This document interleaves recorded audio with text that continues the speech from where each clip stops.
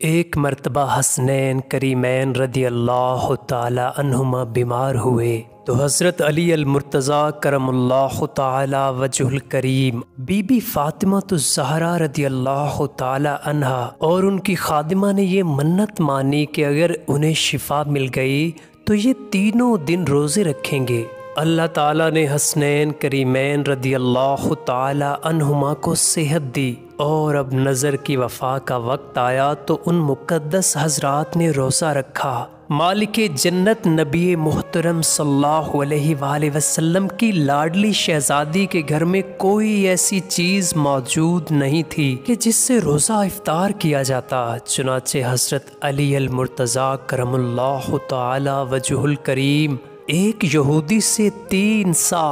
جو قرض لے آئے۔ خاتون جنت فاطمہ الزہرا رضی اللہ تعالی عنہا نے 1 سا جو پیس کر اس کی روٹیاں بنائیں۔ جب افطار کا وقت قریب آیا اور روٹیاں سامنے رکھیں تو دروازے پر ایک سائل نے صدا لگا دی، اے رسول اللہ صلی اللہ علیہ وآلہ وسلم کے اہل بیت، میں ایک مسکین مسلمان ہوں، مجھے کچھ کھانے کو دیجئے، اللہ تعالیٰ آپ کو جنتی دسترخوان سے کھلائے۔ تو رسول اللہ صلی اللہ علیہ وآلہ وسلم کے اہل بیت خاتون جنت حضرت فاطمہ الزہرا رضی اللہ تعالی عنہا اور حضرت علی المرتضیٰ کرم اللہ تعالی وجہ الکریم نے سب روٹیاں اسے دے دیں اور خود کچھ کھائے بغیر پانی سے روزہ افطار کر لیا۔ دوسرے دن پھر روزہ رکھا۔ افطار کے وقت روٹیاں بنا کر جب سامنے رکھی تو ایک یتیم نے صدا لگا دی، اے رسول اللہ صلی اللہ علیہ وآلہ وسلم کے اہل بیت،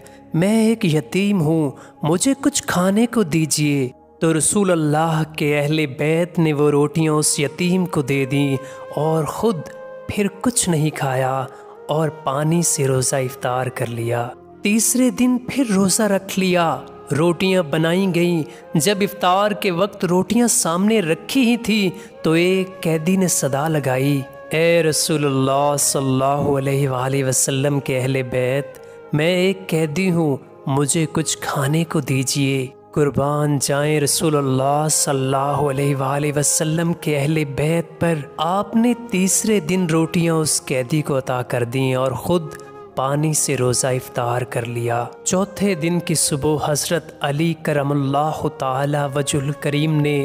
حضرت امام حسن اور امام حسین رضی اللہ تعالی عنہما کا ہاتھ پکڑا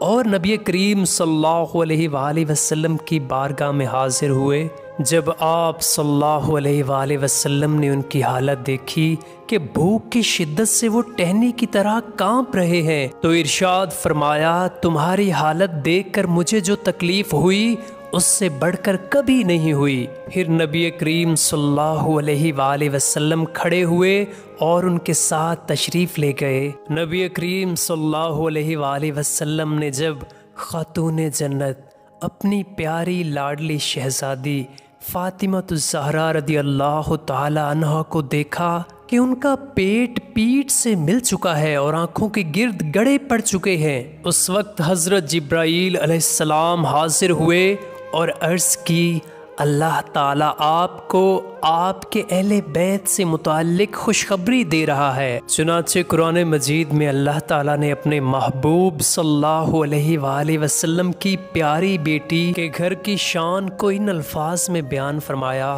اور کھانا کھلاتے ہیں اس کی محبت پر مسکین اور یتیم اور اسیر کو، اور ان سے کہتے ہیں ہم تمہیں خاص اللہ کے لیے کھانا دیتے ہیں اور تم سے کوئی بدلہ یا شکر گزاری نہیں مانگتے۔ بھوکے رہتے تھے، خود اوروں کو کھلا دیتے تھے، کیسے صابر تھے محمد کے گھرانے والے۔